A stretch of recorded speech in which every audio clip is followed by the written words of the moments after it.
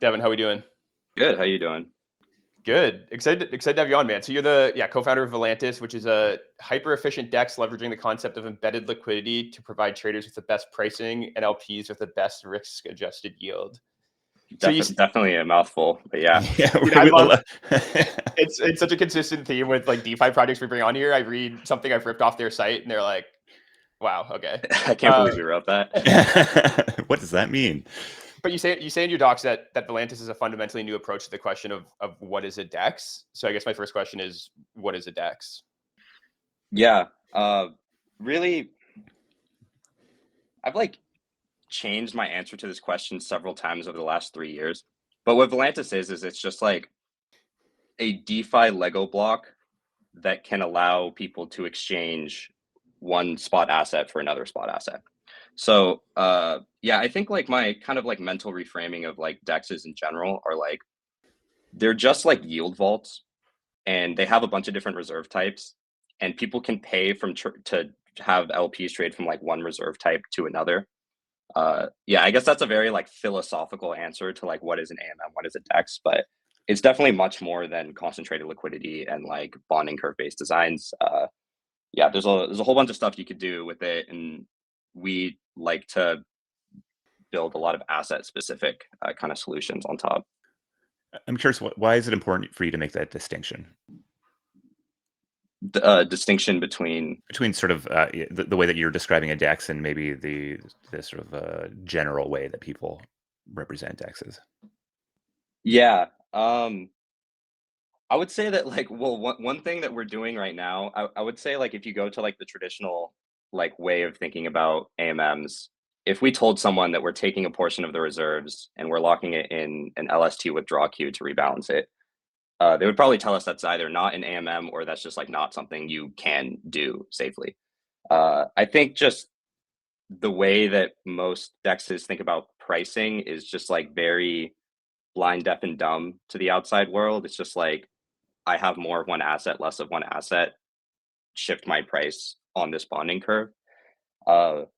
My argument is that not all assets are the same, and there are some assets that you can make more like strategic decisions about how you market make with them. And LSTs are a really good example of that because you know that you can redeem it, so you don't need to be as inflexible and restricted. And yeah, I think it's just like lifting the mental barrier of just being so restricted on what a DEX needs to be. I mean, can you maybe put a finer point on how like the end user experience would change, maybe trading in LST on a one size fits all DEX versus something purpose built for LSTs using Valantis? Sure. I mean, like one just like straight up answer is over the last like 30 days, one of our pools, like a concentrated liquidity pool for stake type and hype has been printing about like 0.7 APY. We've been printing like 10 over the last 30 days. So I would say like from the end user, like deposit and make more money. One of the big things, and like I often think about like what do I think about when I interact with DeFi and I don't want to do. The one thing that I really care about the most is like I don't like go down in money whatsoever. And the idea of like AMM selling LSTs at a loss always kind of bothered me. I was always just kind of felt like, yeah, like there might be some world where like I just kind of end up getting shafted. So just kind of depositing in something that's just like our pool has like a hard invariant. It's like you will never sell your assets below their true value.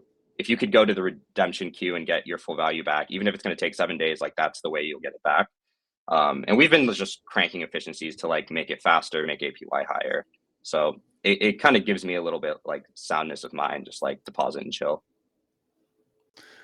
I like it. So you guys decided to build this on Hyperliquid, I believe. I'm curious, is that just a long-term bet on the platform, or is there something specific that infrastructure unlocks for you? Yeah, it's actually a very specific bet on Hyperliquid LSTs. This was like a thesis that we formed a while ago. That one, I think there's two main parts to it. One is like hype itself is probably the most interesting asset that we've seen in crypto. It's holder base, the revenue generation behind it, and just kind of like the perfect storm of it being something that people want to hold.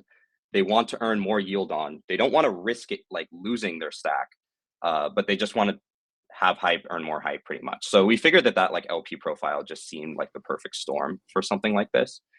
And then on top of that, I think like, honestly, like I'm getting reluctant to consider like to keep calling them liquid staking tokens because they're not just tokenizing staking yield. LSTs on Hyperliquid are tokenizing everything that you can do with stake type, with staking hype, which is you can get trading discounts on the platform by staking. Pretty soon, if you have 1 million stake, you can launch perps markets, which is like a giant undertaking. And yeah, being able to like earn these staking emissions on an asset that is just like so interesting. And in the future, when the clients are open sourced, validators are also building like block builders as well. And that's just kind of MEV on the most interesting on-chain exchange that we've ever seen and most high volume exchange that we have. I think that's just like the perfect storm of, you combine all these things together, it's like you're tokenizing the hype sink, the like sink of liquidity that the Hyperliquid team is like engineering, which is much more than just staking yield. So you guys acquired the stake type protocol a few weeks ago. Can you tell us about the decision to do that and what it brings to the Valantis vision? Yeah. So we've been working with the team behind stake type prior, which was Thunderhead, for a very long time. They kind of were pioneers in the LST design space on Hyperliquid, kind of leading way to a lot of the precompiles that you see, core writer actions that you see now that allow staking to happen natively on Hyperliquid. Yeah, we have spent a really long time with them discussing over the last 6 months about what could be done to build vertically integrated liquidity for DeFi protocols. And there was a lot that we did on our end. Basically, what happened is we vertically integrated our stack on top of the stake type protocol. And that made efficiency, like liquidity, much more efficient, APY a lot higher, liquidity a lot deeper. But we always knew that there were things that could go the other way. Like stake type could make some special logic and considerations that would make its DeFi integrations much more efficient. And we've spoken about this extensively. And eventually it came to a conversation of bringing stake type protocol under the wheelhouse of the Valantis team was the best way to like see this fully vertically integrated vision through. Furthermore, I think with like this kind of accelerates when you think about the idea of a DEX and then the interplay of things like HIP3 for like being able to launch perps exchanges. All of these pieces kind of like come together, and it was mostly a decision of like, if we really did take a step to be able to do something fully vertically integrated, we're going to end up at a state that nobody has ever ended up before. So definitely really, really excited to be executing on that. So we don't really see a lot of acquisitions in crypto. So I'm curious about that process. How did it come to be? What were the negotiations like? How did you end up actually inking that deal? Yeah, we're definitely like very, very close with the Thunderhead team because we've been working with them for so long. I would say this wouldn't have happened without a huge amount of trust. I'm sure that a lot of teams in crypto have gotten offers before, and especially when you have a protocol that you care about. I think the one thing that you know is like, no matter what, like if you start a project and you sell it, especially in crypto, like no matter what, your reputation is attached to that forever. If somebody takes it and it ends up failing, you're not going to feel great about that, and people are probably going to tell you not to feel great about that as well. I know that the Thunderhead team,